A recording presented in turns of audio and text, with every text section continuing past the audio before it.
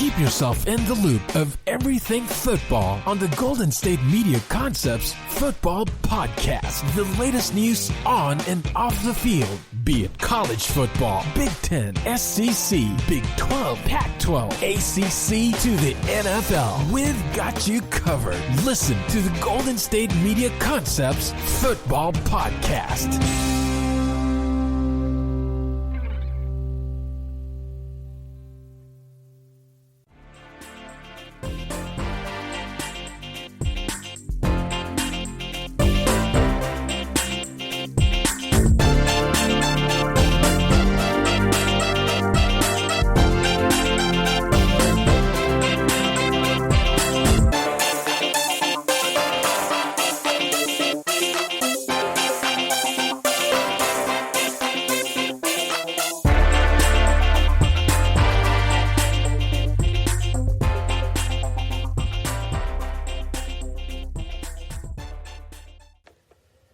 Thank you, ladies and gentlemen, for tuning in to the GSMC Football Podcast. The GSMC Football Podcast is brought to you by the great GSMC Podcast Network.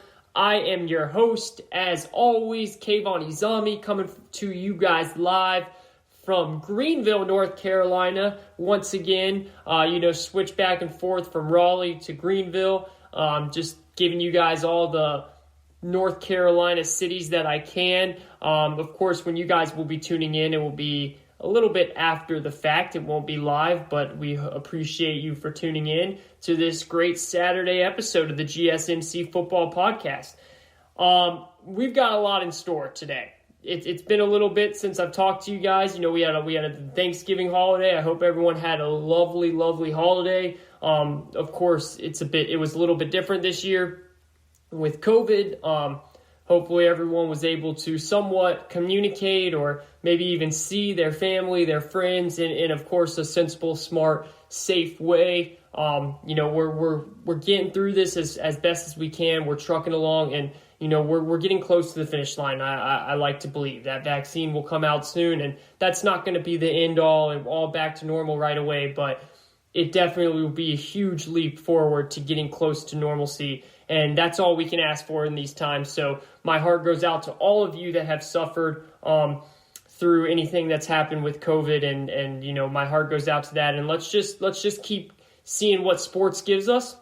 Sports has been our way of, as always, kind of getting out of what the horrors that are happening within life in general, and a lot is happening with COVID, obviously. So it's been great to see sports come back. And, if you think about it, a couple of months ago, when I first started doing this podcast for GSMC, an opportunity that I am so grateful for and so thankful for, and I really do appreciate the opportunity that GSMC has given me, and I hope you guys have enjoyed it as well. But the first couple months, we were kind of just scratching and clawing for things to talk about. We were hoping that we were going to get a college football season. We were hoping that we were going to get an NFL season. But all of that was really up in the air, if you remember correctly. It was all up in the air because we just didn't know how it was going to be attainable, how it was going to happen.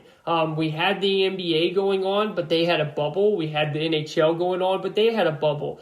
Then the MLB came out and they did it without a bubble, and they were able to finish. Now, of course, they went into a bubble for the playoffs, which was smart, and we hope that the NFL is going to do something like that as well, even though based off what Roger Goodell just said during his conference call with the media a couple days ago, it doesn't seem like he will, and we're going to get to all of that. But the main thing is, when you look at this past week, right, think about it. 2 weeks ago, we were supposed to have 3 games on Thanksgiving, right? We got that first game, Detroit hosting, as always, against Houston this year. Detroit has now fired their coach. Bye-bye, Matt Patricia. We are going to get into that. This was the right move by Detroit. I am sorry, but Matt Patricia is a lousy head coach.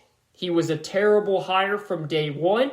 I expressed that. The Detroit Lions should have never fired Jim Caldwell. They made the biggest mistake by firing Jim Caldwell. And this organization has made a lot of dumb mistakes in the past, but This was a bad one. And I said it right away. I said, I don't care who they hire. Them firing Jim Caldwell was terrible. And then they go out and hire Patricia, who I knew was not going to succeed. He just didn't have what a head coach is supposed to have. He wasn't a leader. A lot of the players did not like him. They were happy to get traded. They were happy to be let go in free agency. It was a terrible situation from the start. It really was. And now we'll see if, Matt Patricia can go running back to Bill Belichick and get a job back on his staff like a lot of his other, assistants in the past have done after failing at the head coaching position on their own. And that sounds harsh, but that's the facts. And that's what we've seen happen throughout Bill Belichick's tenure of his successors trying to go up to other places. Now, we have seen some examples of some success stories, and we're seeing one down in Miami right now, which Brian Flores is just a tremendous coach, and I can't stop raving about him because he's so impressive. I love everything that he is doing down in Miami, and all Miami fans should be very happy. But Detroit fans, it didn't work out for you. And if you listened to me beforehand, I told you right away it was not going to work out for you. It just wasn't. You could tell right away he did not bring the professionalism of what a head coach should bring. And he, as in Matt Patricia, he was too hard. He was standoffish. And the players didn't like that, especially in the NFL. These are grown men, grown millionaires you're talking with, all right? You have to be able to come at them in a certain way with respect on both ends. And there was clearly not respect on both ends. And it was a disaster. It really was. So we're going to get into that. But as I was saying, we were supposed to have 3 games on Thanksgiving. Now, the Ravens had an outbreak, and that's what it was. It was an outbreak. It was the second outbreak of this NFL season. Now, let me repeat that. It was the second outbreak of this NFL season. Ladies and gentlemen, we are heading into week 13. Week 13, and we have only had 2 outbreaks, while COVID is running rampant all over the United States. And the NFL has found a way to limit only 2 outbreaks this season. And when I say outbreaks, I understand that we have positive cases left and right. That is not an outbreak. The NFL has said from the start, this is a pandemic, all right? This is a highly contagious virus. You're going to get positive tests. Our goal is to limit those positive tests from spreading within an organization. And they've done that. They have been successful so far at doing that, other than the Tennessee situation in the beginning of the year and the Ravens situation right now. And the only reason that those situations happened was because people within those organizations broke the rules. We had with Tennessee, they were not stern enough about the way they were enforcing players to wear masks, coaches to wear masks. There was meetings with people having their mask off. All of that stuff. That is asking for an outbreak. The Ravens, they had an idiot, and that's what he is. I mean, there is no short of just saying anything else. He, a flat-out idiot trainer who was not reporting his symptoms and was also not wearing his mask the right way. Okay, that obviously is going to cause an outbreak. Other than that, you have organizations that are stern, that are following protocols. We have been able to, as a whole here, majority, limit outbreaks from happening all across the NFL. And that's extremely impressive. And that's a win so far for the NFL. Now, things are getting worse. Cases are rising. And that's why I think they should go to a bubble format for the playoffs. But all in all, people are just looking at this and they're bashing the situation of, the NFL moving the Ravens game and just keep on moving it until they can play it, not canceling it, not postponing it to week 18. And I get all that. But in hindsight, if you really look at it, the NFL has done a great job with the protocols that they've set up. And what they're telling us is that they believe in their protocols and that they want to keep following those protocols because they believe they work. And they're right. They have worked. They really have worked. Other than 2 occasions of people just being dumb within the organization of the Ravens and the Titans, it's worked. And that's pretty impressive to me. Now, I do still think that the way they went about moving the Ravens game, but not moving the Broncos game, I'm sure you all are aware now, the Denver Broncos last week, week 12, had to play the New Orleans Saints without a quarterback. They had to promote a wide receiver off their practice squad who has never played quarterback a day in his life in the NFL. He's never even really played in the NFL before. He was a quarterback in college. He was actually on the street. He was doing sales 2 weeks ago, 2 weeks before then. Then he gets called up to the practice squad as a receiver, and then a week later, he is coming in to be a starting quarterback for the Denver Broncos against one of the best defenses in the NFL in the New Orleans Saints. I mean, the fact that the NFL did not move that game just tells us that they're going to put priority over the games that are meaningful, and they're going to kind of just let these other games, figure it out. I do think that they also wanted to set an example. And I think that's the biggest outcome. That's the biggest thing that you should take from what they did with the Broncos game and what they did not do with the Ravens game. And that was they did not make the Ravens play with the players that they had, right? They let that game get postponed. They let that game move from Thursday to Sunday to Monday to Tuesday to Wednesday, or Thursday to Sunday to Tuesday to Wednesday. They moved that game 4 times to make sure that the Ravens would have a somewhat respectable group of players out there to play against the Steelers, right? The Broncos, they said, nah, this is what you're going to do. And the reason they did that is because they wanted to make an example out of them. Fair or not fair, which I believe not fair, but that's what they wanted to do. They wanted to let the entire league know, hey, we don't care if a whole position group, doesn't follow the rules and has to quarantine. Because remember, the entire QB of the Broncos, they all didn't have COVID. One of them, I believe it was Jeff Driscoll, had COVID, and the others were not wearing their mask properly, so they had to then be quarantined because of contact tracing. So the NFL decided to say, well, that's on them for not following our protocols, so we're going to make an example out of them so that every other team in the NFL, every other organization, they see that and they say, whoa, the NFL is not messing around, and we're not going to have this happen to us, so everybody, you better follow these protocols. That's what they're hoping. That was what I took from it, is that yes, they looked at this game. They said the Broncos have no chance to make the playoffs. The Saints, they're going to beat the Broncos anyways, even if Drew Lock is playing. We will let them play. But mainly, let's set an example. Let's use the Broncos, a team that is not going to make the playoffs, a team that is pretty much irrelevant. Nothing big star power. Nothing big storylines. Let's put an example.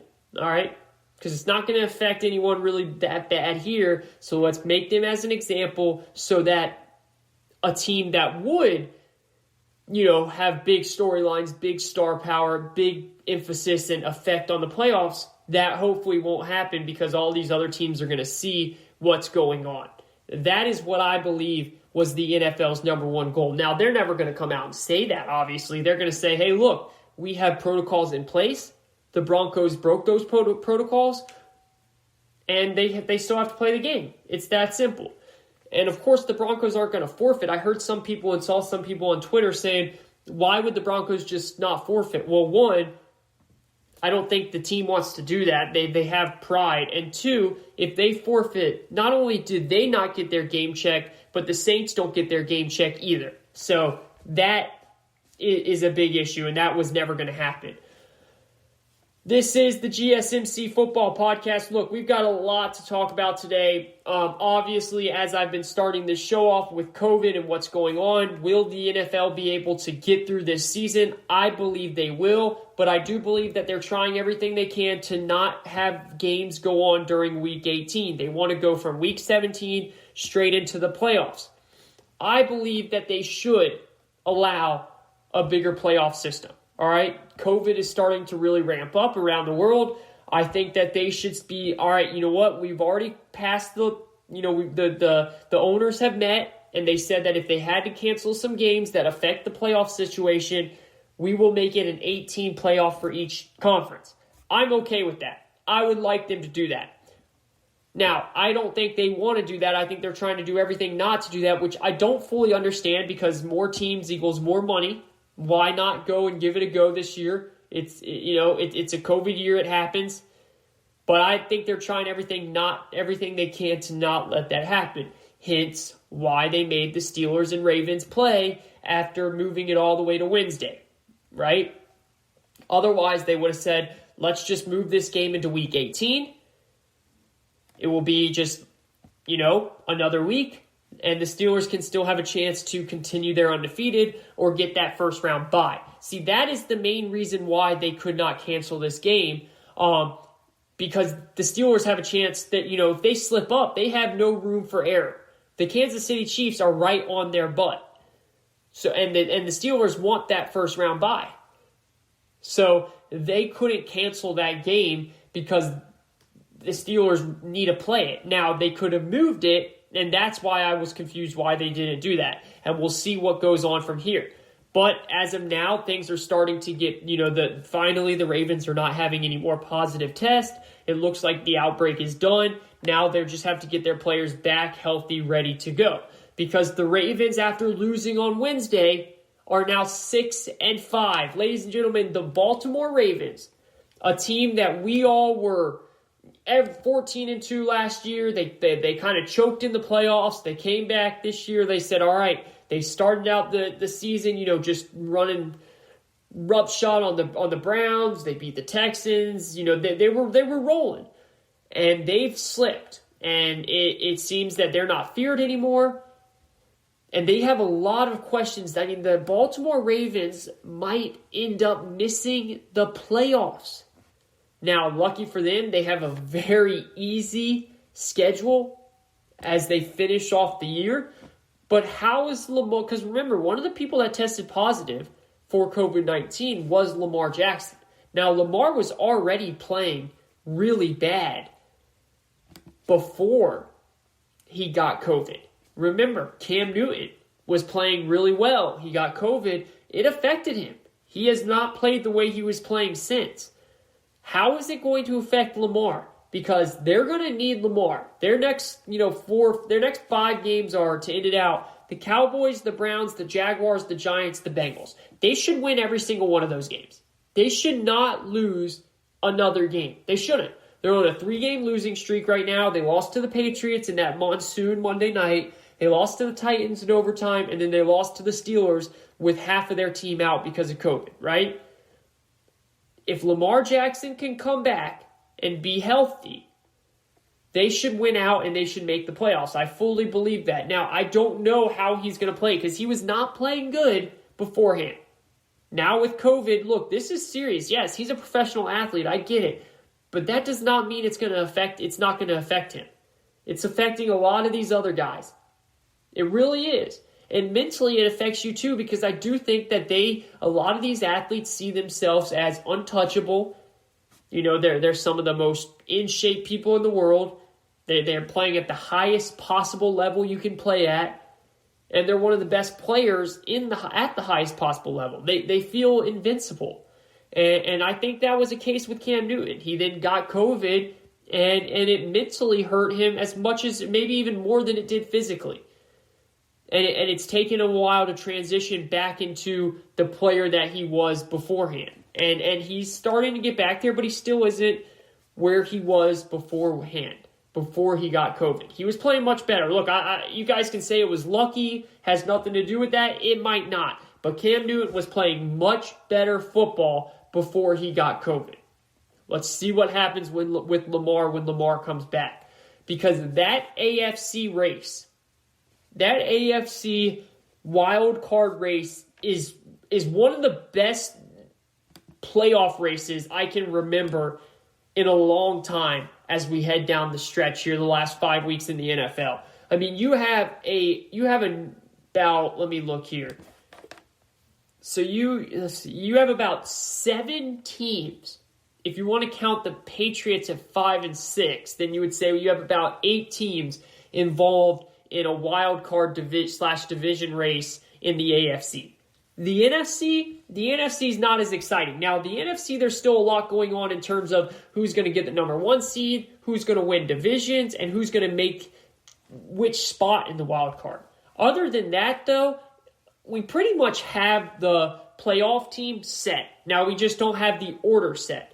Because if you look at it, unless Arizona keeps on collapsing like they have been these last 2 games, it's going to be hard for a team like the Vikings or 49ers, definitely not the Bears, to jump in it. Yes, I know they're only a game back right now, but it's still going to take a lot for them to go. Now, it could happen, and there might be some shuffling at the last playoff spot in the NFC, but the majority of the teams are set. The Rams are going to be in, the Bucs are going to be in, the Packers, the Seahawks, the Saints, and then will it be the Cardinals or will it be the Vikings or can the 49ers, someone like that, slip in?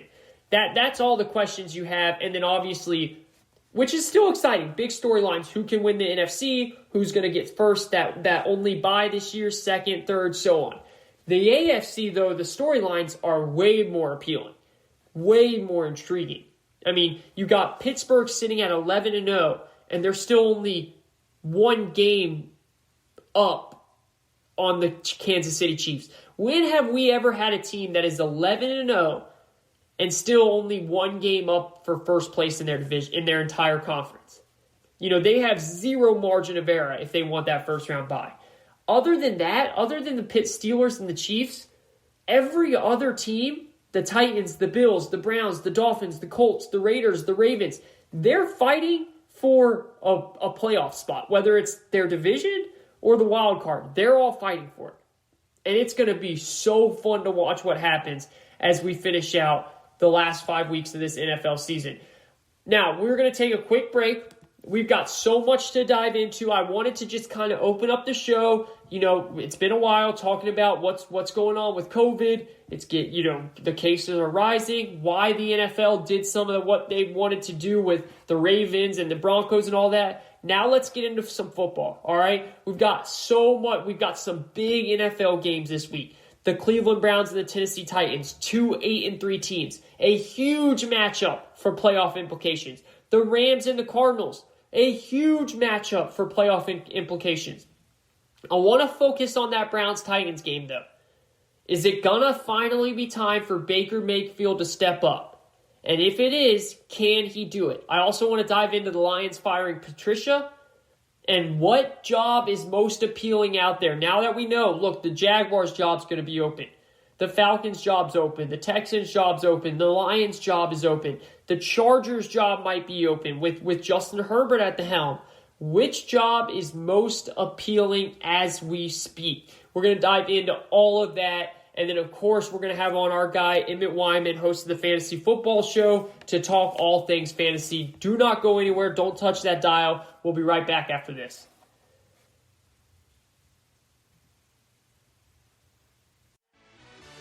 Are you looking for help for your fantasy football team? Check out the GSMC Fantasy Football Podcast. Get today's best advice on who to start, who to sit, even who you should draft. From sleeper picks to red-hot lineups, they got it all covered for you. That's gsmcpodcast.com/fantasy-football-podcast. We'll cover traditional leagues, dynasty, PPR, even IDP leagues. When you need fantasy help, there's just one show to hit up. Don't forget to like them on Facebook and follow them on Twitter. Visit gsmcpodcast.com for more info.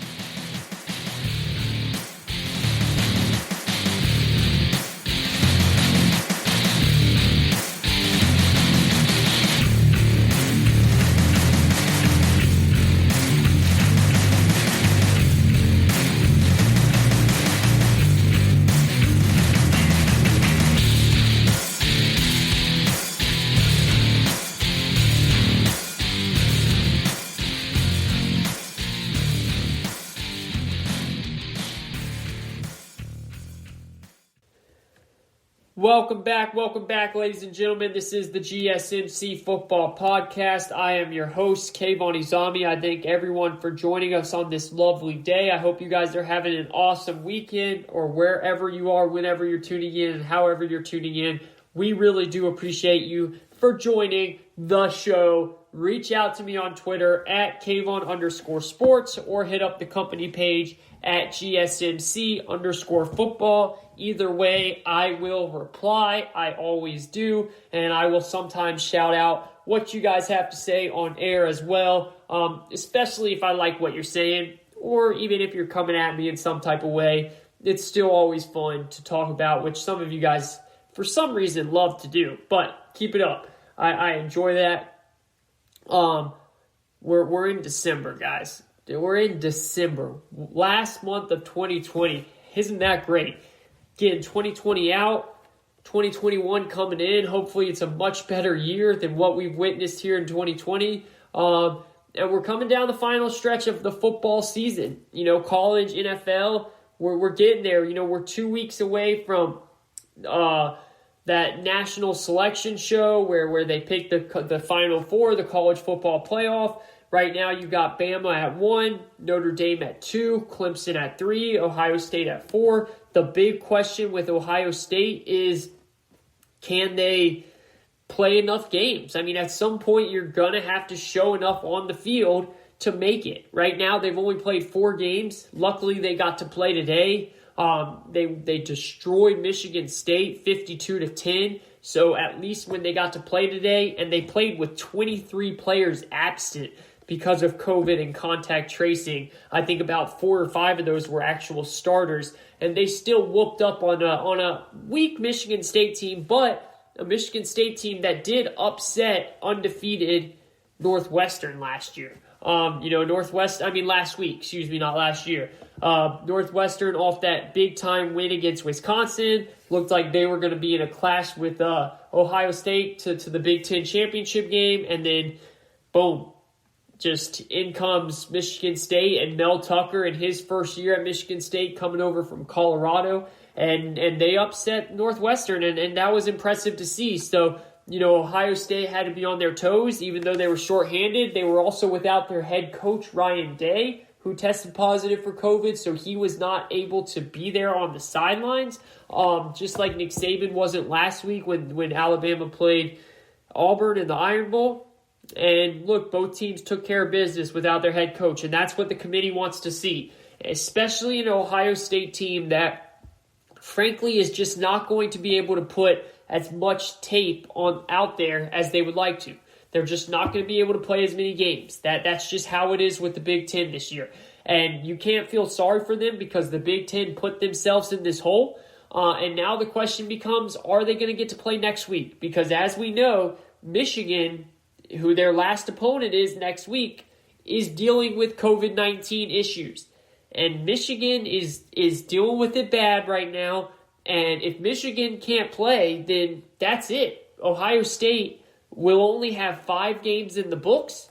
And the Big Ten, they made a decision when they came back to play. They said, you have to play a minimum of 6 games if you want to be eligible for the Big Ten playoff. Now, will they retract that statement? Will they then say, you know what? Because of the circumstances, we'll make it 5 games so that Ohio State can be in. I will not fault them for that. I know some people out there will. Look, this is 2020. This is a pandemic. You have to be able to adapt and change as you go. You have to be able to be humble. You have to be able to say, hey, I screwed up. You have to be able to take your losses and fix it and move on. And I am totally okay with that. And I have seen no reason why the Big Ten should not come out and say, you know what, we're going to be fine with letting Ohio State in the Big Ten championship with 5 games. Because I'll tell you this right now, Ohio State is not getting into the college football playoff if they have only played 5 games and they don't have a Big Ten championship under their belt. They might not even get in if they go 6-0 and one of those wins being the Big Ten championship game. They have to play in this Big Ten championship game. They have to. Whether they play Michigan this week or not, they have to have a Big Ten championship on their resume. Otherwise, how can you put a 5-0 team? We all know. Look, everybody knows. Everybody that is objective and does not just hate Ohio State and actually sits there and just is being smart and watching the film knows that Ohio State is one of the 4 best teams in the country. Literally, that is not even a debate. If you know football, you don't even have to know football. Pretty much, if you're just an objective fan, someone that is not a hater, you know that Ohio State is one of the 4 best teams in the country. There is no doubt about that. Okay, we all know that. But at some point, you're going to have to show more on the field. You're just going to have to. You cannot put a 5-0 Ohio State team without the Big Ten championship on their resume into the playoffs over a 9-1 Texas A&M team when their only one loss is to the number 1 ranked team in the country in Alabama, right? Or you definitely can't put them in over a 9-1 or 10-1 Florida Gators team who went and beat Alabama in the SEC championship game, because that's what would happen. If Florida ends with 1 loss, that's because they then ended up beating Alabama in the SEC championship game, right? Because they had Florida's only loss right now is to Texas A&M. But Florida has the luxury of hopefully, most likely, winning the SEC East, which means they're going to get to play in the SEC championship game against Alabama. If they beat Alabama in the SEC championship game, they would go in over Alabama. But then the committee would have to say, okay, so we have a 10-1 or a 9-1 Alabama team and a 10-1, 9-1 Florida team that beat Alabama. We're putting both. I guarantee you, the committee will put both of those teams in over a 5-0 Ohio State team with no Big Ten championship game under their belt. They have to have that Big Ten championship game under their belt to make them a legit case for the playoff. They just have to. It's the only way that makes it fair. So we'll see if the Big Ten will decide to kind of walk back what they've stated, which I think they should. Again, it's the Big Ten. It's 2020. Just suck it up. Say you made a mistake, and let's move from there. All right. So that's what's got to happen. And move on. Change your mind, and then get Ohio State in there. It helps you guys out. It helps Ohio State out. You get money for that. It's the smart thing to do. Now, let's move on here to the NFL. This is the GSMC Football Podcast. I'm your host, Kayvon Izami. Hope everyone's having a lovely day. Thank you so much for tuning in to the newest episode here of the GSMC Football Podcast. And we've got some big-time games this weekend, guys. Some really, really big games. Games that affect the playoffs. And as you get down into the last, 4 or 5 weeks of the season, that's what starts to happen. You start to get these games where once week 17 comes, you look back and you say, man, because this team beat that team, they're going to make the playoffs and the other team's not. That's what ends up happening. And we have a game this week where we have the Cleveland Browns sitting at 8-3, going on the road to take on the Tennessee Titans, who are also sitting at 8-3. 2 teams, 8-3, 2 teams with similar identities. Really 2 teams that, if you look at it on paper, they're pretty much identical. What do they both like to do? Run the ball. What do they both have? Really good running backs. What else do they both have? Really good receivers, but they don't use it that much. What else do they both have? 2 okay quarterbacks, right? I would definitely say at this point, Ryan Tannehill is a better quarterback than Baker Mayfield, someone I have more faith in. But that's where I want to go here. I want to talk about Baker Mayfield because if you look at this game on paper, it looks like it finally could be a game where you put it in Baker's hands and you say, you have to win us this game. Because what have the Browns been doing all year? Yes, they're sitting at 8-3. When's the last time we've said the Browns at week 13 is 8-3? It's been a long, long time. I mean, this is the first time since, I don't know, like 20 years, they're going to end up with a winning record or a 500 or higher record. That's the Browns. So Baker Mayfield has not been bad, okay? But they're not winning because of him. Let's get that straight. The Cleveland Browns are not winning because Baker Mayfield has been great. No. They're winning because they're playing Kevin Stefanski's type of football. They're winning because they have two of the best running backs in the entire league. And they're pounding the ball 20, 30, 40 times a game, just right down the defense's throat. They're running the clock out, and they're letting Baker Mayfield throw as minimal as possible where he can't make mistakes and put them in big holes. The defense is playing okay. It's not a great defense, but it's a good defense. With Myles Garrett out there, which they get back this weekend, he had COVID-19, so he missed the last couple games. They get him back this weekend. With him out there, there's a heavy pass rush. And they're a solid team. But they're not winning because of Baker, right? So the question becomes, who is Baker Mayfield? He's thrown for 2,108 passing yards, 61 completion percentage. He's got 17 touchdowns, 7 interceptions. Not bad, right? Game manager. You kind of can put that label on it. And I know a lot of people, they hate seeing that type of connotation added to their name. But that's kind of what we have in Baker Mayfield, and that's what the Browns are making him be. They don't want, the Browns are putting him in this situation. They're saying, we don't want you dropping back and throwing the ball 30, 40 times a game. No, we want to run the ball 30, 40 times a game. And look, we have seen Super Bowl champions with non-superstar quarterbacks, right? We've seen teams win Super Bowls with a average quarterback. I don't think it's ever that simple, though, because I think at least applying to this season and applying to this game directly, the Browns versus Titans, the showdown this Sunday, going to be a tremendous game. I think probably the best game on the slate this Sunday. The question becomes for this season and moving forward to next year, do the Browns need Baker Mayfield to be a superstar? And I would say no, they don't, because they have the best backfield in the NFL.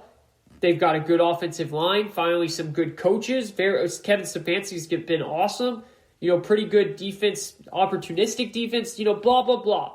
Right? We get that. But the problem is, eventually, and we got into this same conversation with Dak Prescott many times, and that's a different conversation because different skill set and different numbers and all that. Where but it's not easy to answer. And if you're asking me about this weekend, yes. If you're asking me about tomorrow, Sunday, then yes, for this weekend, Baker does not need to be a superstar for the Browns to win. Because he hasn't been one all year. He can throw for 200 yards, a touchdown, no interceptions, average 7 yards to throw, and boom.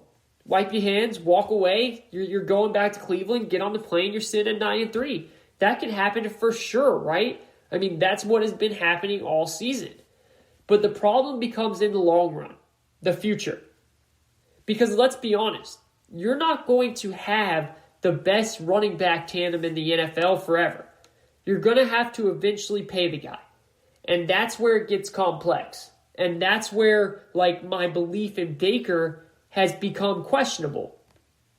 I always have had questions about who he is when the team needs him to carry them, right? Like we saw last year, he wasn't able to do that. Now, to be fair, there was a lot more issues with the Browns team that was not Baker's fault, especially at the head coaching position with Freddie Kitchens. And look, Baker is certainly viable. Let's not mince this and get this twisted. He certainly is functional. It's functional. He's fine. When things around him are structured. That's the thing.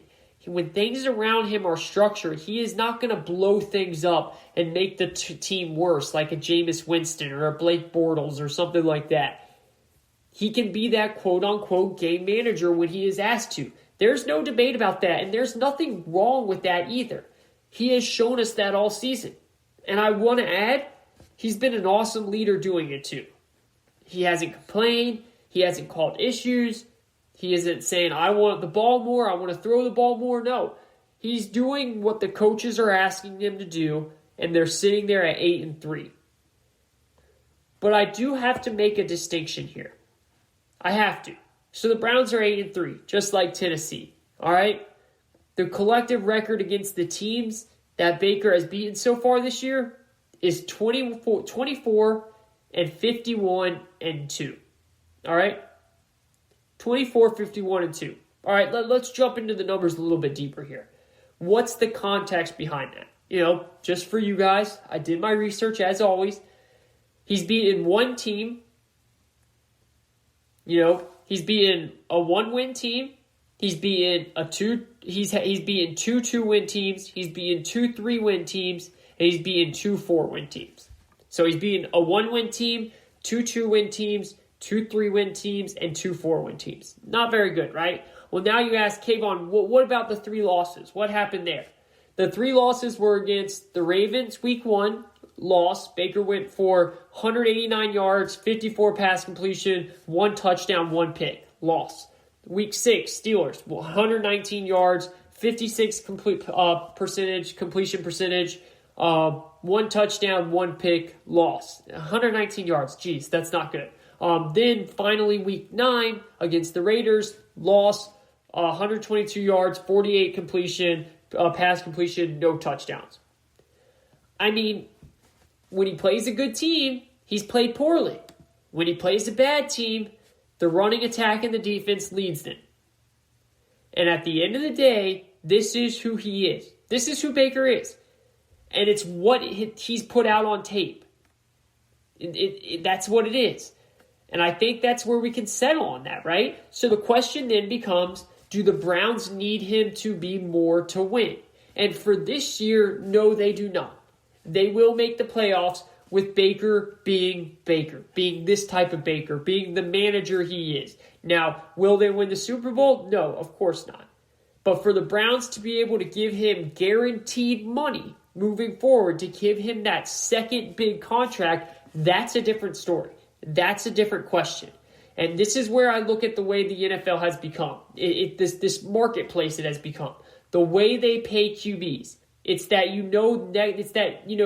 next man up means highest paid in history, right? If you're the next QB up to get paid, well, then you're going to get the highest paid contract for a QB. That's how it's been these last couple years. So let's say the Cleveland Browns finish this season 11-5. They go 3-2 down the stretch. That's feasible for sure. You're like, holy crap, 11-5, the Cleveland Browns. This is crazy. This is amazing, right? And Baker keeps playing the same way. He goes for a $150 touchdown interception, but they keep winning. You know what I mean? And you get to the point where you have to say, well, Baker's our winning guy. Like he's good in the locker room. The guys like him. He's a leader for this team. He's not causing any issues. He's got his commercials. He's happy. But he's not an elite quarterback. He's not. But you know what? You're winning. So then, if you're the Browns, are you going to suddenly go and blow the whole thing up? Disrupt this winning thing that you have going on here for the first time in who knows how long, like 90 years it feels like. Are we going to say, let's bring in another quarterback? We're not going to pay Baker Mayfield. Instead, we're going to bring in another quarterback, and all of a sudden you might start from scratch again. Browns fans don't want to hear that, I don't think. And I don't think that's the right thing to do either. Eventually, they're going to have to decide what Baker Mayfield's worth. That's the thing. And we know what the history is of consistent starting quarterbacks in the NFL, right? They want $35 million a year. They want to be the next highest paid ever in the league because it's the quarterback. It's the highest paid position. So whoever gets paid next is supposed to be the highest paid. That's how it's supposed to be, right? That's how it's been going. Well, that certainly is untenable It's an untenable situation because of guys. It's just not attainable, right? Because of guys like Baker Mayfield, who are good enough to win, but he's not going to excite you. He's not making an all-pro team. He's not making the Hall of Fame. He is just not that player. But he has shown that he can win. And he can win consistently in the league as long as there is talent around him. So the league has to start to adjust to players like him. They just have to. We can't keep saying, oh, you're a QB on a winning team and you're next up, so let's pay you $35-40 million. That has to stop. That's how teams like the Rams and the Vikings and eventually the Cowboys get in trouble. That is. He's not a superstar. He's not going to blow make you stand up and blow your brains while watching the TV. Get all excited. No. He's going to hand the ball off. He's going to get out of the way. And if you have a good coach like they have, if you have a good roster like they have, they're going to win you games. Now, that's from the standpoint of if the Browns want to bring Baker back. They might say, we want more. We want that superstar guy because we know winning a superstar without a superstar, we know winning a Super Bowl without a superstar QB is extremely hard. There are two ways to win a Super Bowl in the NFL. One is that you have a Hall of Fame QB. That's the best route, right? History says 74% of championships are won by teams that have a quarterback who is or is going to be a Hall of Famer. The other way is that you better have one of the best defenses in the league, or certainly one of the best defenses of that era. You know, you think about the 85 Chicago Bears, the 2002 Buccaneers, the 2001 Ravens. These were all teams with top-of-the-line elite defenses. You know, defenses we still talk about to this day. Those are the two ways to win. Right now, the Browns do not have a top-of-the-line elite defense. So they're not winning a Super Bowl with Baker unless that turns around. And that's not going to turn around if they have to pay him top-of-the-line money. The Browns are going to come to a standpoint where they have to make a decision. And Baker has to make a decision for his career as well. Is he okay making $20, $25 million, winning football games, and being on a really good roster? Or does he want to take a chance and try and go out and see if someone pays him that top $30, $35, $40 million a year? I know sure as heck I wouldn't pay him that. And if the Browns are smart, they're not going to pay him that either. Because we have to come to a day where the NFL adjusts and we say, hey, you're a good quarterback, but you're not a great quarterback. So let's meet in the middle and let's keep building talent around you. And we'll see if that day happens, because I think Baker is the first player where we finally see the perfect possibility of that happening. This is the GSMC Football Podcast. I'm your host, Kayvon. We're going to take a quick break. And when we come back, we will bring on my guy, Emmet Weinman, host of the GSMC Fantasy Football Show, where we will talk all things fantasy. Don't touch that dial. We'll be right back after this.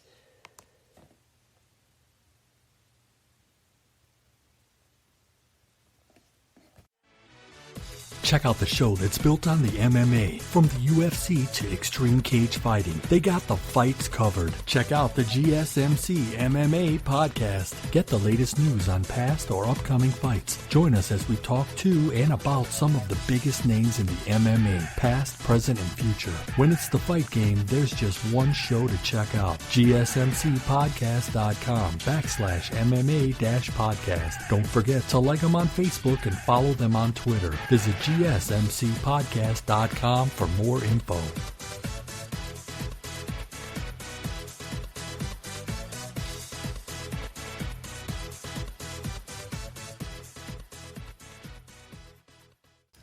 All right, welcome back, ladies and gentlemen. This is the GSMC Football Podcast, entering segment number 3 here, as we have on, as I said, my guy Emmet Weinman, host of the GSMC Fantasy Football Show.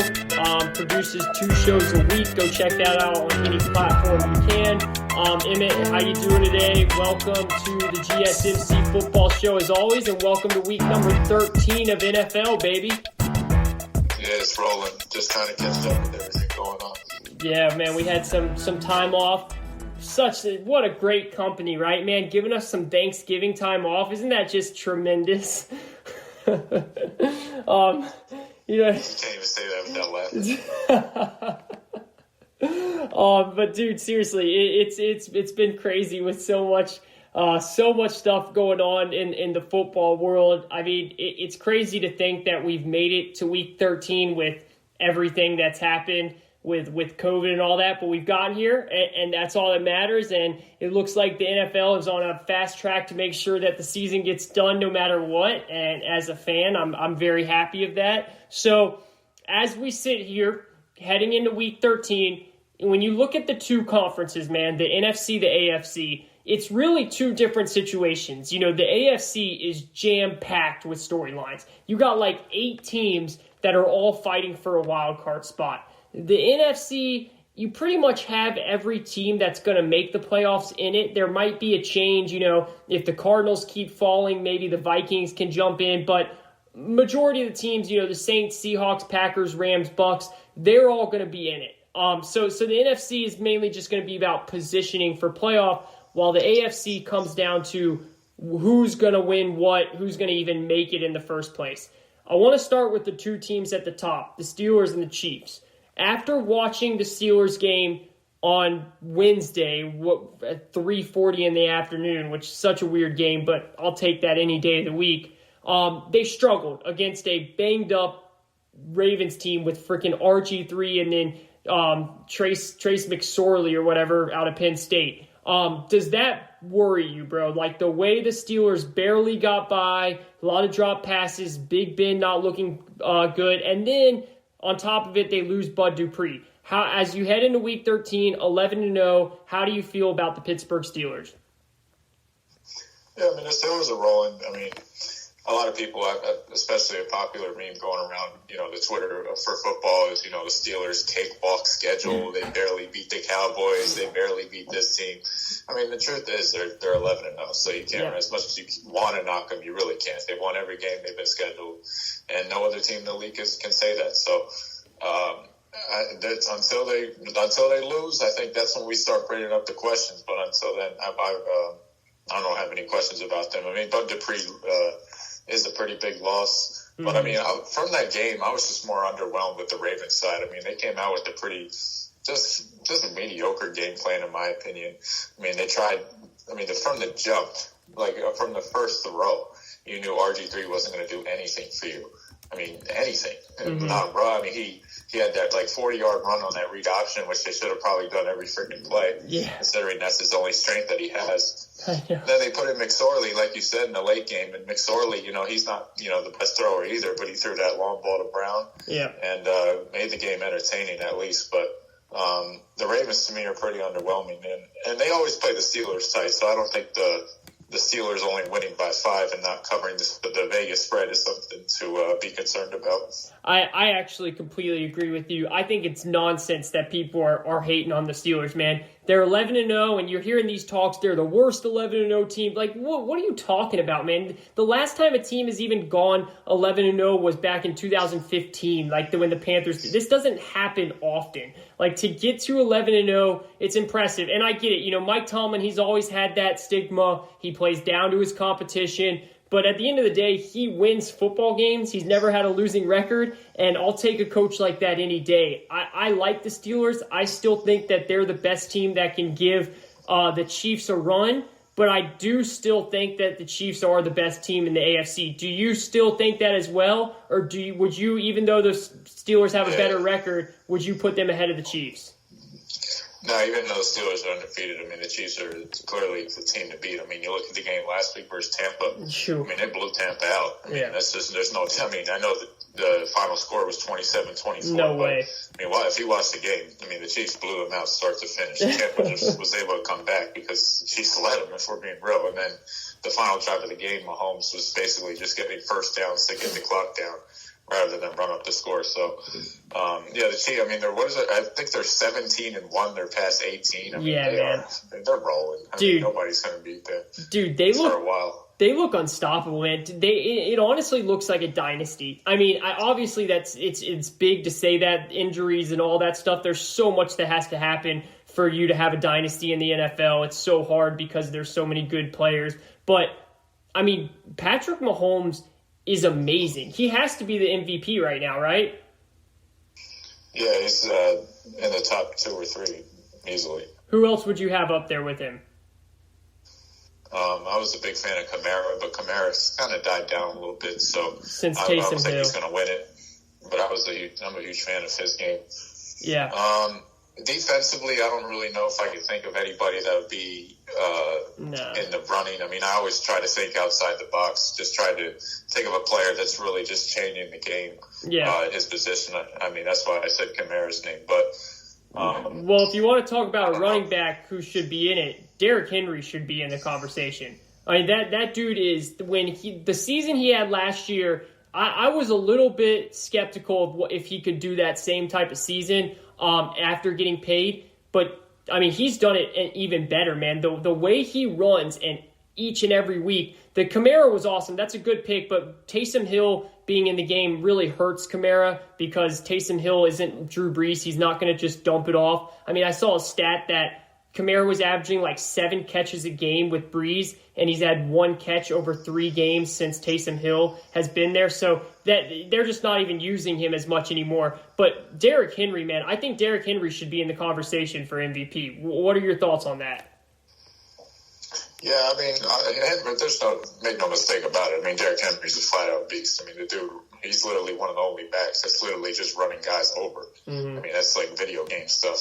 I mean, the thing with Kamara, though, I mean, I understand the usage has gone down, but I think you talk about those basically dunk-off, Charlie check-down passes, what I call in the flat to Kamara. I mean, he's catching the ball at the line of scrimmage and making 7 guys miss. I mean, that's why, I'm such a huge fan of him. But, Henry's style is a lot different. It's more of, the power back, line him up in the I formation, hand off, old school, and he's just going to run through you. I mean, that game last week versus Indianapolis, I mean, that was ridiculous. They couldn't stop him. No. And then, you add an A.J. Brown to that offense, he's just a whole different dynamic. But I can definitely see your argument. I can't really go against it as much as I would like to, or try to present an argument against it, because it's true. I mean, Derrick Henry's a beast. I mean, all I can say is I wish he was on the Cowboys. Yeah, he is something special. He's really, I really didn't think a guy like that big could hold up over a long period of time in the NFL, especially because he really doesn't do much in the passing game either. I mean, you're right. Kamara is, other than McCaffrey, he is the best pass-catching running back I've seen. And he's actually better than McCaffrey in terms of making guys miss. McCaffrey's just really good at running routes. But Kamara, just give him the ball, he does his thing. Henry, really, they don't use him in the passing game at all, man. He is just a typical old-school running back that is just, he's going to make you soar the next day. There's no doubt about that. He's very fun to watch. I'd love to have him on my team too. With that being said, man, because sticking with the Titans here, they have a huge game this week against the Cleveland Browns. 2 teams, 8-3. I think this is one of the best games of the weekend, bro. When you look at these 2 teams, yes, they're both 8-3.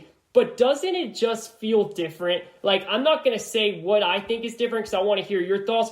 But doesn't it just feel like, yes, they're both 8-3, but it's different teams? What are your thoughts on these 2 teams? The Browns, you look at their wins. You want to talk about the worst, good team or whatever, that crazy argument people were saying with the Steelers. You can look at the Browns. The Browns, yes, sir, by 2 freaking points versus Mike Lennon. That's pretty embarrassing. Barely eking out a win. Obviously, the Vegas, they like Tennessee in this game by a lot. Yeah. And I can understand why. Cleveland's defense is wearing down. At least they get Myles Garrett back this week to kind of give some pass rushers they desperately need. But, they're in for a load with Tennessee, with Henry, and then, A.J. Brown's just taking over. My goodness. Nobody talks about him, but, he's literally doing the same thing as DK Metcalf. He is. the same thing. The same thing. The statistics are there. Everything. I mean, just watch him. I mean, the kid's different. Mm-hmm. But for Cleveland, I mean, look, it's going to come down. Can Baker Mayfield be a quarterback? There you go. Like, can Baker Mayfield step up? That's what I'm concerned. I mean, because you can move the ball in Tennessee. They're going to be able to run the ball. I don't know if this would necessarily result in a high scoring game since it's 2 run first teams, but I think the difference is what are we going to get out of Baker? I don't know. I mean, he was missing throws last week that were just embarrassing. Yeah. No, look, man, that's where I was going with it. When I say they're both 8-3, but it just feels like 2 different teams. I know Ryan Tannehill is nothing special. He's nothing that's going to really, really excite you. But I just have so much more faith in Tennessee because Baker Mayfield is not their quarterback. I mean, if you look, and you said it, you hit it perfectly. You talk about a team that, if you want to talk about, are they really who their record is? If you look at the Browns, their 8 wins have come against a combined record of 24-52. That, like, the opponents that they beat, their combined record is 24-52. The games that they've lost are all their big-time showcase games against Baltimore, against Pittsburgh, and against Vegas. I mean, they don't beat the good teams, and then the bad teams, they let that really good running attack, which the 2 best running backs in the league in a tandem right there, just do everything. And Baker is becoming a game manager. It's working. It's winning them games, but it's not going to take them to playoff wins. Like, it's just not going to happen. And Cleveland's going to be in a very interesting position. This is a whole different conversation of what they're going to do with him because, yes, it's the best record Cleveland's had in God knows how long. It just feels like it's not there because of who Baker is. I trust the Titans much more. I don't know if they'll cover the spread or what. I'm just talking about in the long run of this season. I trust the Titans way more just because they don't have Baker Mayfield. Is that bad to say? Would you agree with that? No, it's completely fair. I mean, the Titans went to the championship game last year based off the same, style of how they want to play. So, I mean, basically, Derrick Henry's going to have to put up, Derrick Henry. I mean, last year, I don't think he'll ever get back to what he was doing last year. That was just insane. But, if he puts up Derrick Henry numbers and Tannehill doesn't turn the ball over, which he hasn't, he has before in the previous weeks, but I think he's starting to get back on track. I mean, the Colts game kind of showed that. But yeah, I mean, I think that's why even, the Vegas spread agrees with you. That's why Tennessee's favored because nobody trusts Baker. And why would you? I mean, there's nobody I think I've maybe aside from Carson Wentz that I've clowned on my podcast more than Baker Mayfield. I mean, like you just watch him play. It's like this guy's a number 1 pick and you talk about what are they going to do with him. I mean, what do you think they're going to do with him? Bye-bye. Yeah, no, I mean... When his contract's up, they're not signing him no $30 million. Oh, no way. You can't give him that much. You can't. But I talked about this earlier on the show before I brought you on, and there's this stigma of it's actually happening in the NFL where when you're next up to be paid as a quarterback, you're supposed to get $35 million. That can't keep happening. Baker is not a $35 million quarterback. So will the Browns and him come together, get a good $20 million, and keep trying to win the way they're winning? I wouldn't do that if I'm the Browns, but I think that's what they're going to try and do. I don't know if Baker's going to accept that or not, but you can't pay him $35 million. You just can't, all right? If you want to keep trying to build your roster around him and win this way, which is smart, I still think at the end of the day you're going to need someone that's going to be able to put the ball in his hands and win you the game in the playoffs, but Kevin Stefanski's a great coach. He's using the talent the right way. It's going to be interesting to see what happens, but there's no way in heck he is getting $35 million. That's just straight up. That's not happening at all. No, but we'll see if Baker's willing to, because I mean maybe he thinks someone else out there's a dumb team out there that will give him that type of money. I don't see it. I mean, it could happen. That's never going to happen. Yeah, I don't see it. If that really happens, then we should just do a whole show about whoever that team is signing a contract. I mean, but you got to ask yourself, like, how much better is Baker Mayfield than Case Keenum? No, he's not that much better. Okay, so if you're the Browns, you got Case Keenum as your backup. Like, you can literally do the same thing. Case Keenum at least got you to a championship game, so I agree. You save a lot of money. You do, for sure. And that's why I think you're right. I think at the end of the day, they're going to part ways. But I do think they'll try and come in the middle, and we'll see if Baker will be able to accept it. Because at the end of the day, they're not going to always have two of the top running backs in the league. Like, eventually Nick Chubb's going to have to get paid. Eventually some of these other players on this team's going to have to get paid. And you're not just going to be able to run the ball down the throat and play game manager with Baker all day. It's just not going to happen. At the end of the day, if you're going to be a starting quarterback in the NFL, you got to be able to win games. And Baker has not shown any ability to do that at all. I mean, in a year where we have quarterbacks throwing for 300, like it's in their sleep, he can barely break 200 on an average game. So he has a lot of issues for a number one overall pick. And it will be interesting to see what happens moving forward. All right, I want to bring this up because you brought up Carson Wentz, and this is a huge topic. And there is no doubt Carson Wentz is complete booty. All right, like this year he is awful. And I know that you're putting it on him. I don't see how anybody that can watch football thinks that this is all on Wentz. This is 80% on Doug Peterson and the Philadelphia organization and the injury, and 20% on Carson Wentz. I made a whole 2 segments out of this. I would bet my savings if Carson Wentz can get out of Philly and go to another team, he will be back into the Pro Bowl. And he will be back into the Pro Bowl year after year after year. If you watch Carson Wentz, and we've never in the history of the NFL seen someone go from really good MVP level to dropping off unless it's because of injury and old age. We've seen players go from really bad to good, like bust level to good. We've never seen someone come into the league, MVP category, drop off, and then they're just bad again. That just does not happen. It doesn't. It's not Carson Wentz. It's that he has 1.5 seconds to throw the ball every time because he has no offensive line. It's because the front office is so stupid. They instead take Jalen Reagor. Who the hell is that? Over Justin Jefferson. They didn't take DK Metcalf. Instead, they take whatever that dude's name with the French last name from Stanford, or wherever country he's from. This is an abysmal job by trying to create a team around a young quarterback. He has to walk in every day to seeing a statue of Nick Foles in front. If I'm Carson Wentz, I am pleading to get out of that organization and get a new start. What are your thoughts on that? Nah, he's definitely not playing because he's getting paid too much to start playing. But, I mean, you talk about the statue. That kind of sums up how embarrassing it is. I mean, what? It's not his. He was hurt. It's not his fault. He was hurt. You got to walk into work every day. You're the guy. You're the franchise guy. You got to walk into work and you see a statue of a guy who was your backup. Yeah. It's a joke by the Eagles. How stupid. What organization is going to put that statue up right away when you know that you're getting rid of this player? Like, who does that? Wait 10 years down the road. Wait 5 years down the road. I mean, the Eagles I honestly think the Eagles are a bigger joke of an organization than even the Lions. Even the Lions. They should clean house with everyone. Because if they bring those 3 back, who's the GM's name again? Roseman.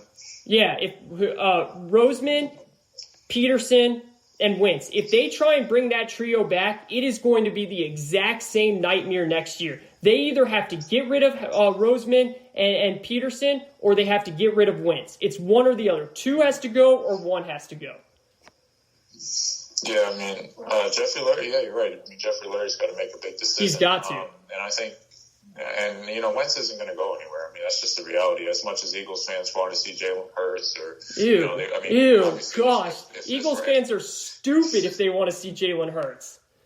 Well, they don't want to see a quarterback throw picks, so they think that's going to solve the problem. But, I mean, who knows? But, I mean, Carson Wentz isn't going to go anywhere. That's just the truth until his contract expires, which is another 2 or 3 years at least. So he's saying, and you're going to have to fit. You're either going to have to sit him down, which is it's just not going to happen because he's making $35 million a year. That's the politics of the league.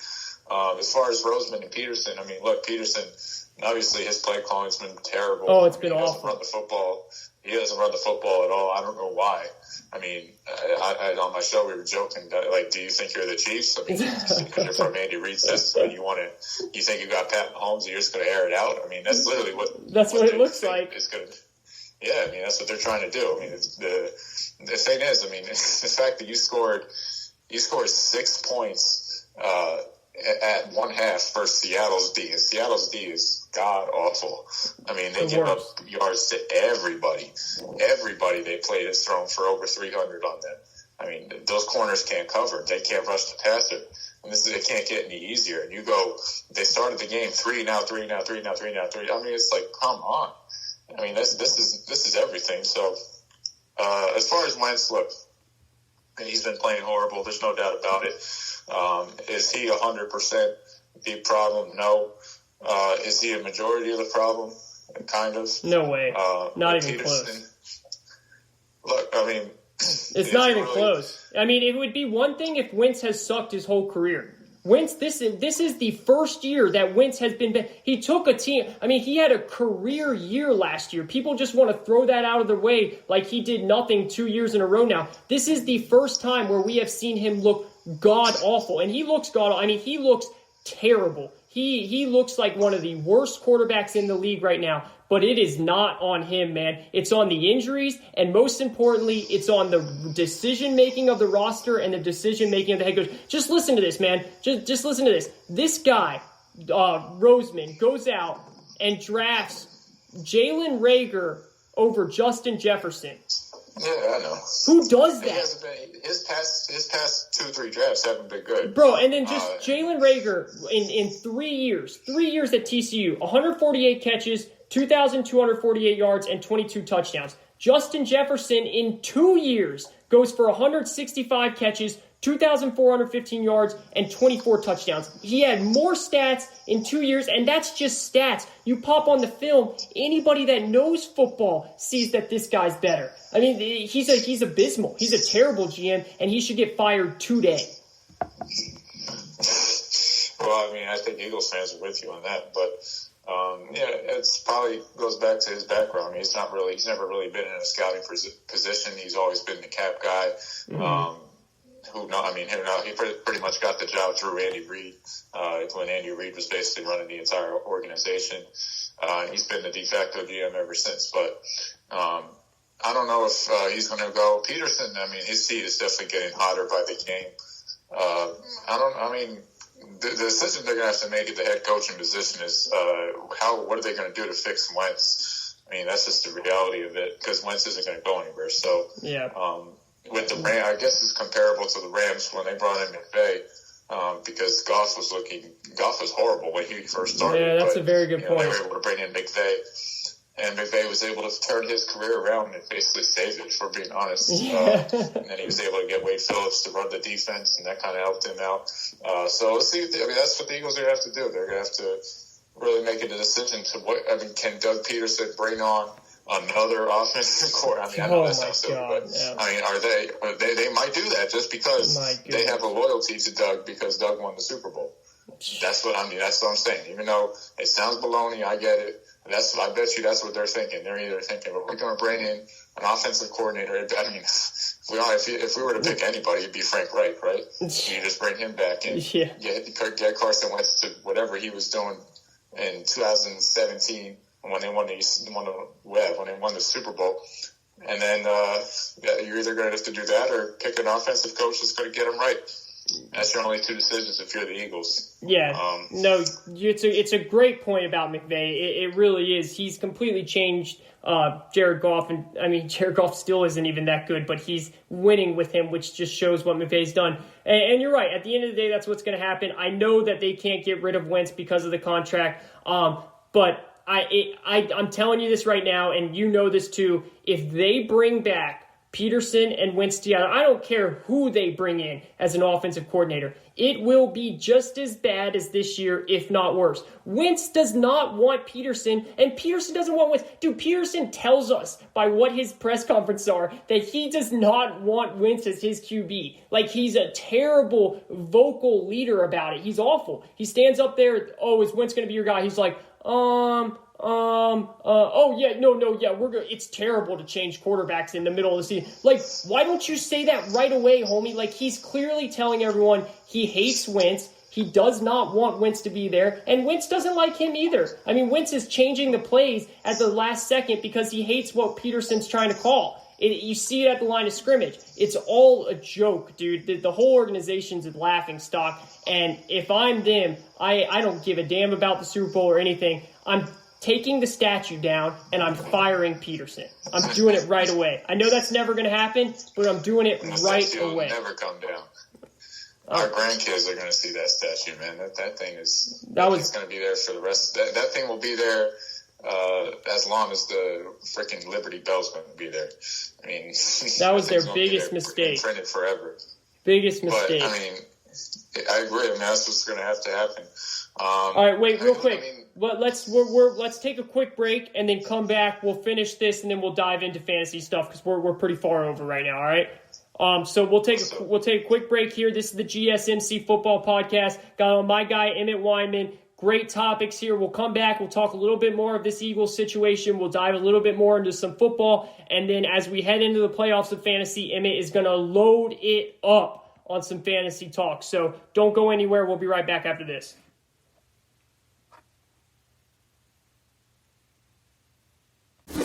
Check out the show built around the women of MMA. From the UFC to the extreme cage fighting, we got the fights covered. Listen. It's the Golden State Media Concepts Women's MMA Podcast. The latest news of upcoming fights, discussions of previous matches. Join us as we talk to and about the biggest names in women's mixed martial arts, past, present, and future.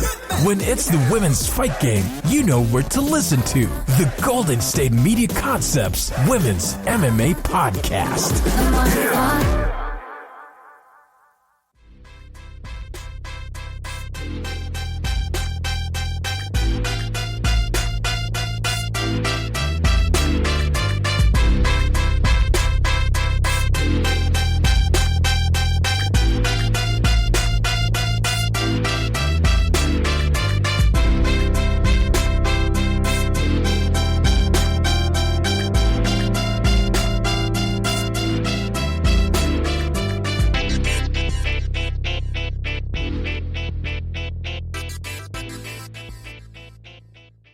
All right, welcome back. Quarter number 4, segment number 4. This is the GSMC Football Podcast. I am your host, Kayvon Izami. As always, we got Emmet Weinman, host of the GSMC Fantasy Football Show, joining us for the last 2 segments of this beautiful Saturday show. Just talking a lot about the games this weekend. We dove into the Browns, the Titans, big playoff game. We were also talking about the abysmal Eagles situation. We're going to finish that up right here, and then we'll dive into all things fantasy with Emmet. Emmet, what were you about to say? I was talking about how, obviously, they should move on from Peterson. That's because you said they can't move on from Wentz, which you're right. His contract just makes it's impossible. Finish up your thoughts on how terrible this Eagles situation is, and what do you think has to happen for it to be fixed, and then we'll move on from there. Well, I was going to say, I think the mental of Peterson and Wentz is kind of thrown off with Jalen Hurts just sitting there on the sideline staring at him with the deer in headlights look. Which is by the way, another terrible move by Howie, Howie Roseman. I mean, just another awful move.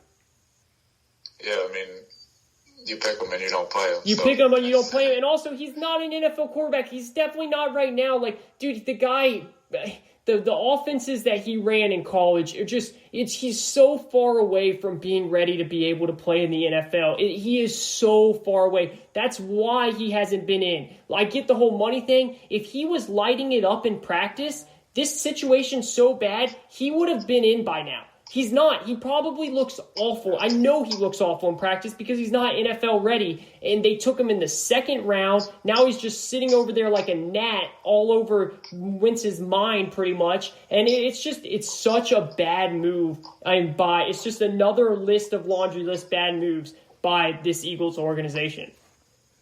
Yeah, and I think, even if he was lighting it up in practice, he wouldn't play because they're not going to sit down a $30 million quarterback. And I agree about what he has in college. I mean, the fact that he was benched for Tua kind of says something, even though he kind of rejuvenated his career, quote unquote, at Oklahoma. I mean, let's be real. I mean, every quarterback at Oklahoma has just been lights out statistically. So we'll see. But I just think their mental's thrown off. I'm not sold on Wentz. I've never been. I honestly think that 2017 year was just a complete fluke. He's never, even his numbers after that, they've been decent, but they've really never gotten back to where that season has been. And I think, we'll see what Carson Wentz is really made of if they really decide to, change coaches and bring in another offensive mind and try to rejuvenate his career, because if they bring in another coach and that coach can't get Carson Wentz right, well, I mean, and that kind of says it all. But it's going to be an interesting offseason for Jeff Lurie. It will be. You're right. And I agree with you as long as it's not Howie Roseman bringing it. Because if it's Howie bringing in the other coach, then it's just the same situation. I mean, you still have the stupid statue there that he has to look at, and you still have Howie making the calls. I mean, this has to be a total blow-up. Nobody left but Wentz. But my favorite scenario is Wentz gets out of Dodge, man. I'm telling you, he is an all-pro quarterback if he goes somewhere else. You're right. He hasn't put up the 2017 stats because he's been throwing to Deshaun Jackson and Alshon Jeffrey. I mean, the stats that he put up last year in 2019 with those receivers are pretty much what he did in 2017 because of the receivers he had. So I get it. He looks terrible, and every game he plays, it makes me think, God, this guy is awful. But I just keep holding on to how good he was his first couple years, and I'm going to put it all on this organization and Peterson until I see something new. And you're right, this offseason, when all of this stuff changes, which hopefully it will, then we'll be able to sit back next year and have a really fun conversation about it, because that's how you learn about quarterbacks. I mean, straight up, we're learning about it with Baker. It was first Freddie Kitchens was awful. Let's see what happens when you bring in Kevin Stefanski. Stefanski has been great. Baker still has been awful. So you're right. You're spot on. We will find out so much more as things start to unfold and if he gets a new coach in there. All right, let's move on to fantasy. A lot of teams are in their playoffs this week, or are moving to the playoffs next week, depending on the format that you do. So a very big week. You've been helping some listeners win each and every week in it. So I think that they expect you to keep that up. So the pressure's on, my guy. I'm sure you're really worried. You've been doing great as always, of course. So let's have it, man. Week 13, QBs. Who are your favorites? Okay, I guess the obvious, we'll get out the way, the Mahomes, the Rodgers. I mean, Rodgers playing Philly, that should be cake. Yeah. Mahomes that Sunday night at his house versus Denver, that should be cake. Russell Wilson versus Giants. I want to kind of chalk that up as cake, but it really isn't. I mean, the Giants at least have been competitive on defense, so it might give them a little bit of problems. Tannehill versus Cleveland, I like a lot. I mean, Cleveland is just, I know that, I mean, the only thing that's really scaring me on Cleveland's defense is Myles Garrett, but aside from him, I mean, if you're playing them, there's nothing to be worried about. I mean, you could easily move the ball, run or pass on them. And I think he'll have a big day with A.J. Brown. Lamar versus Dallas. I mean, this is a really good bounce. I mean, this is the perfect bounce back spot for the Ravens and Lamar Jackson. I mean, you can't beat Dallas, who, really is just heading down the tubes, if we're being real. They've had some unfortunate things come across the organization in the past couple of weeks, and it's just been a shame. I think for the Ravens, I mean, this is pretty much the lowest you felt in the past 2-3 years. For sure. So, I mean, this is where they really have to just step up and bounce back. Yo, I got a good question about this, because I think a lot of people are probably dealing with this scenario.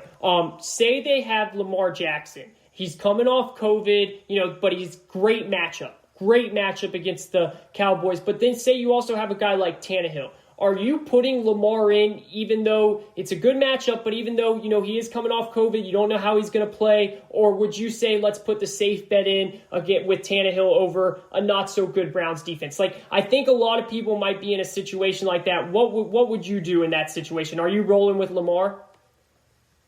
No, I mean, if it's between him and Tannehill for this week, I put Tannehill because Cleveland's defense, I really think Cleveland's defense is, I mean, the only thing that's making Cleveland's defense respectable, quote unquote, is Myles Garrett. Yeah. When you take him out, that defense is just as bad as Dallas. Yeah. If not worse. I mean, if we're being real about it. No, you're right. Mike Glennon went off. Yeah, I mean, that defense is horrible. But I think the only four I put over Lamar are Wilson, Rodgers, Mahomes, and probably Tannehill. Mm-hmm. Maybe Big Ben versus Washington, but I'd probably say no, just due to the fact that Washington could at least pressure up front and give Big Ben a little bit of problems. I think the best streaming option at quarterback is going to be Kirk Cousins. I mean, he's a free agent in a lot of leagues. Yeah. Just due to the fact that people don't like Kirk Cousins. I mean, I'm not going to fight you on that one. I don't blame you. But look, he's playing Jacksonville. Dalvin Cook's, Alexander Madison, their backup running back's out for the game. And then Dalvin Cook came off with an injury last week, limping off in the third quarter. So we'll see what his status is, but I don't think they're going to really run, Cook's volume up as much as they want to, especially if they're winning versus Jacksonville. So I expect a pass-happy offense versus a team that's not going to be able to cover their two receivers, Jefferson and Thielen. So I think Cousins is probably your best streaming option for this week.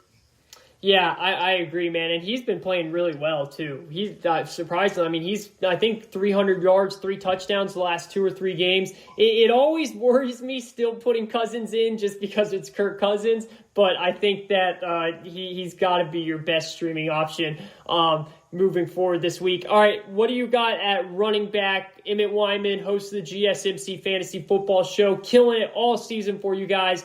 Now he's going to give us Week 13 best running back plays. Get it. So I guess Henry and Cook will just make the obvious top plays.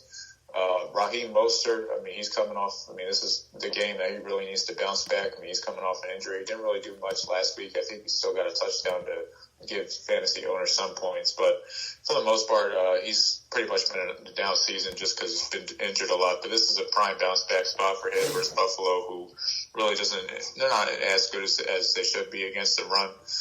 Nick Chubb versus Tennessee, I mean, that should be cake for him. He's a primary back, front first offense. Tennessee, they really haven't been that good at defending the run all year. Austin Eckler's back for the Chargers. He looked good last week. He looked strong. I expect him to, do Austin Eckler things. I mean, he had 20. He was, I don't know how many catches he had. He had at least 10, but targets he had almost like 15. It was ridiculous. So if he's on your team and you've been holding out all this time waiting for him to come back, well, good luck, because at least you got him back and you can start him up with confidence. Moving along, I think Montgomery's back as well. I think versus the Lions, even though the Lions had coaching change, I think that's actually probably, I don't know what it would do for their defense. My guess is the defense will just stay the same because it's Darrell Bevel. He's not a defensive mind. But I think Montgomery will do well, bounce back spot for Chicago after getting the doors blown off last week. Keep an eye on Clyde Edwards. He has an illness, so they say he's expected to play, but keep an eye on that. Maybe Le'Veon Bell. I doubt it, though. Nobody's playing Le'Veon Bell. If Clyde is a go, are you liking him this week against Denver? Yeah, I think I would, because they should be able to blow Denver out, and that'll result in running in the late game. And then a guy also to keep an eye on is Myles Gaskins for the Dolphins. I mean, he's finally back. I think he's been activated off the IR. Sat out his 3 weeks, and Miami's been pretty bland on offense without him. I mean, maybe Tua is just trying to find his way, but I mean, this is a spot for him to get going versus Cincinnati. Cincinnati, I mean, they're pretty much done. I mean, and everybody on that team knows it. Joe Burrow, I mean, they weren't even a good team with Joe Burrow. No. And now without Joe Burrow, I mean, they're just completely done. So I think Gaskins will get a lot of volume there. And then to finish up, also Devontae Booker is probably if he's on your way, I don't think he is anymore because probably Josh Jacobs owners picked him up. But if you haven't picked him up already, because he's going to start, Josh Jacobs has been rolled out. And Booker's gotten a lot of volume when he's been in the game, even though there's some games where he's had 10, 15 carries with Jacobs on the field. Granted, those are games where the Raiders have been blowing out opponents, but still I think he's definitely a viable starter if you can get him for this week. And then just some other guys to finish up. I like John Taylor this week versus Houston on my team. Tony Gibson, I mean, my God, that guy is just, I mean, the Thanksgiving game was all you needed to see for him. He's really we talked good. about him before. Yeah. Yeah, and then I like Damian Harris a lot. I'm not going to give up on him. I mean, his snap count is increasing by the week. Yeah. Belichick still loves robbing him with those goal line carries, whether it's a stupid read option, this Cam Newton or James White or whatever running back he finds off the street and plugs in there. But I still love Damian Harris going forward. Yeah, hey, I love all those guys. I completely agree. I want to ask you about your guy who you've been pretty high on all season, telling people not to give up, and I've been right there with you. He's got a good matchup. You've already talked about it. J.K. Dobbins.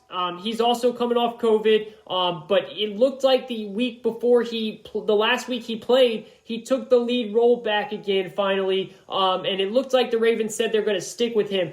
How are you feeling about him this week against the Cowboys? Do you like him, or are you still worried that Mark Ingram might be taking carries and all that? Yeah, I definitely like him, but I think there's better options. Okay. Just to the fact that you really can't trust the Ravens of what they're going to do. I mean, not only they have Ingram, they have Gus Edwards, who they love so much, and they love Gus Edwards on goal line because he's a big back, so that kind of takes away from Dobbins.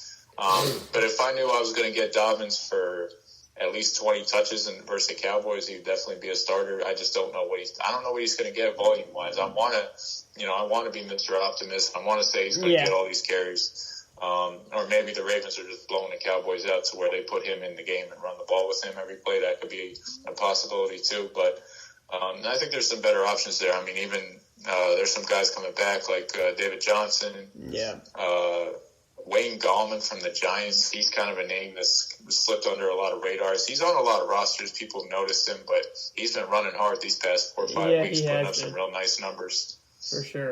But yeah, I just think I think JK is probably just a flex option at best. Yeah, I agree. I saw that, ESPN at least had him projected like 11.5, 12, which is pretty good, So I was thinking maybe they're putting him as a lead back. I don't know, because that's a lot of projections. But we'll see. It'll be interesting moving forward. All right, that's Emmet Weinman here, host of the GSMC Fantasy Football Show. Who you got for your best wide receivers this week as we head into Week 13, my guy? Well, the guy we talked about, A.J. Brown. Yes, sir. Earlier about his comparison to Metcalf, and it's literally side by side the same thing. I mean, he's putting up a touchdown almost every game. I mean, last week he got 2, and then you saw he got the one on the onside kick, which I'm glad they added to the stat sheet for fantasy owners. But I mean, the guy he's different, man. I mean, it's kind of surprising how Ole Miss struggled with him and Metcalf on the same team. But I think he's the top 3 play this week. That's how much I like him, especially versus Cleveland. I don't see anybody on Cleveland covering him. Obvious plays, Tyreek Hill versus Denver. That's an obvious starter. Devontae Adams versus Philly is an obvious starter. DK is an obvious starter. Justin Jefferson, I think he's an obvious start.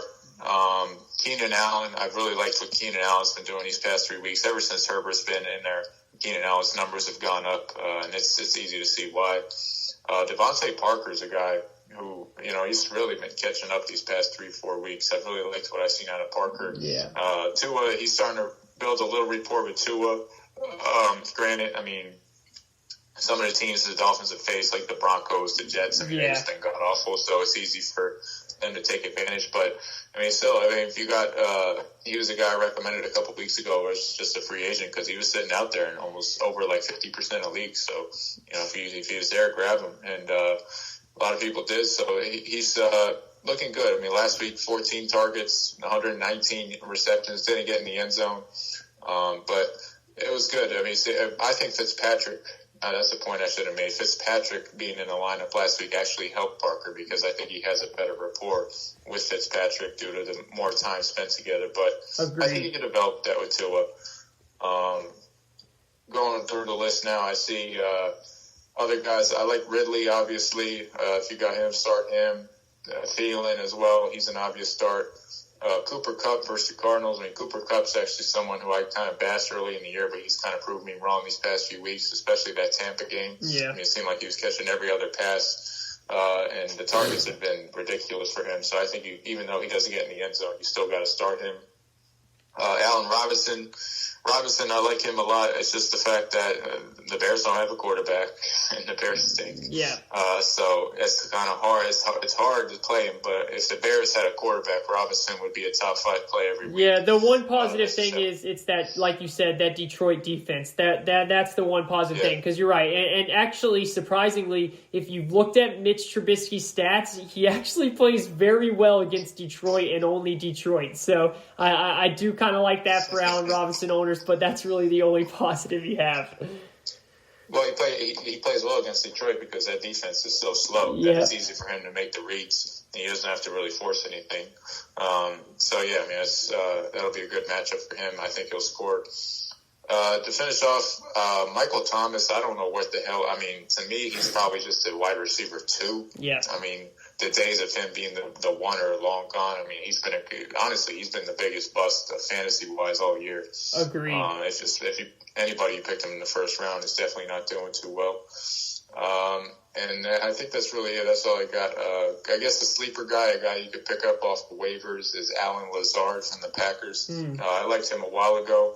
He had a really good game versus the Saints, and he got a bad injury, but he's been back the past couple of weeks. Hasn't really had that big, 100-yard game, but it's coming because he's he's on the field with a lot of plays, and, I always like receivers who are going to get a lot of targets from Mr. Badman. Yeah, and you're right, and a great matchup against that Eagles secondary, too, because at Devontae Adams should get Darius Slay, who he'll still destroy, and then Lazard's open. I agree. I like Lazard a lot.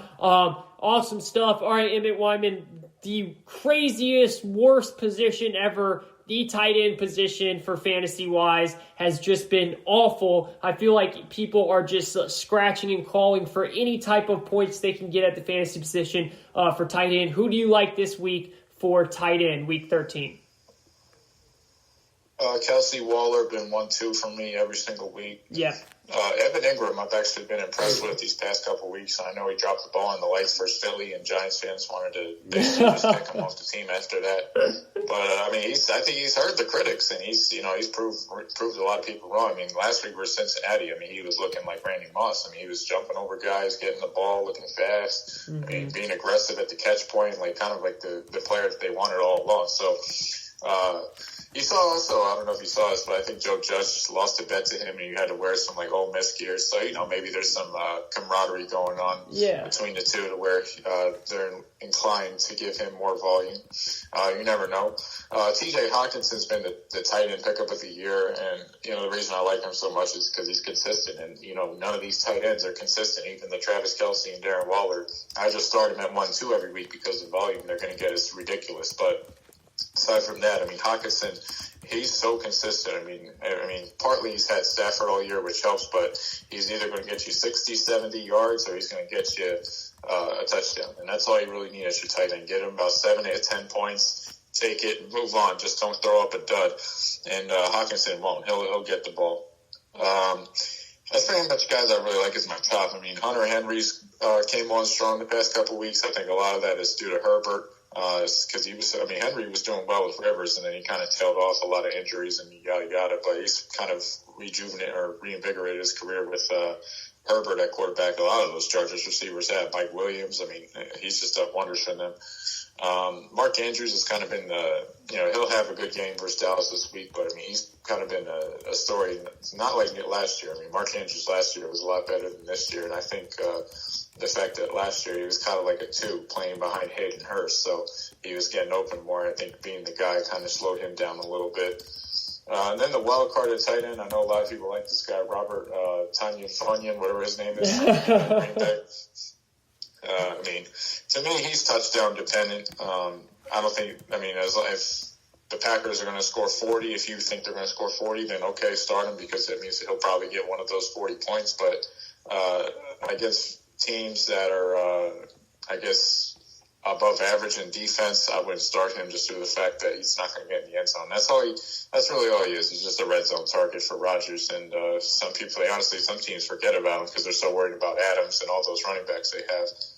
Yeah, no, I agree. I think he's touchdown dependent as well. He's if he can get in the touchdown, in the end zone, he can put up some points for you, and it will most likely be a high scoring game for the Packers against that Eagles defense. So that could be interesting. But I agree, Hawkinson has been the pickup of the year for that tight end position. He's been awesome, even through all of Detroit's mess. So that's been pretty cool if you've had him. Awesome stuff. Last one here, defense. Do you have any good any defenses you really like this week 13?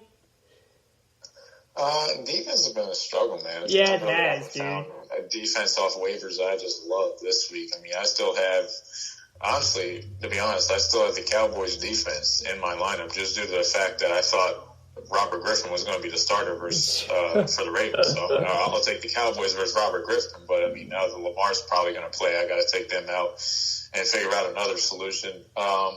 People have been picking up Green Bay's defense this week because it's Philly, and I'm not going to argue against that. I mean, look, if Philly can't score, versus Seattle's. Seattle's defense had 11 points fantasy last week. Seattle, they're historically bad.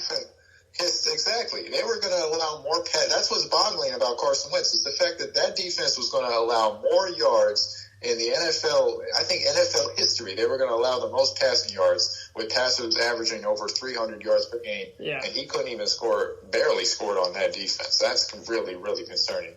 But anyway, I guess a streaming option, I would probably lean towards the Raiders, man, as ugly as that is. And it's just due to the fact that they're playing the Jets. You can't go wrong fading the Jets. But even the Raiders, they have a lot of guys hurt for either COVID or just injuries. Jacobs is out, so the Jacobs will affect the defense because they use him a lot just to keep that crummy defense off the field. So the fact that he's not there is going to hurt him. But I guess that'd be the only defense I consider streaming. On defenses I like, though, just from a ranking standpoint, obviously Pittsburgh, Miami has been rolling. Yeah. New Orleans versus your Falcons I like. Kansas City, I guess they're a viable option if you got them versus Drew Lock. Ravens defense versus Andy Dalton's a good matchup. If Seattle's defense is still out there, go pick them up. I doubt they are, though, because people probably already beat them to the punch last week with the Philly. But, they're playing the Giants with Colt McCoy and not Danny Dimes this week. So that'll be a good matchup for them. But, again, they could just go back to letting passers throw all over them. So it's pretty hard, man, to start streaming a defense this time of the year. So just try to see what's out there. But hopefully one of those defenses I mentioned are. Yeah, for sure. It's tough. It's slim pickings around this time of year. Usually, you're probably rolling with what you have where you've gotten this point. But if you're lucky enough... It wasn't as easy in September when we were just picking against Dwayne Haskins every week.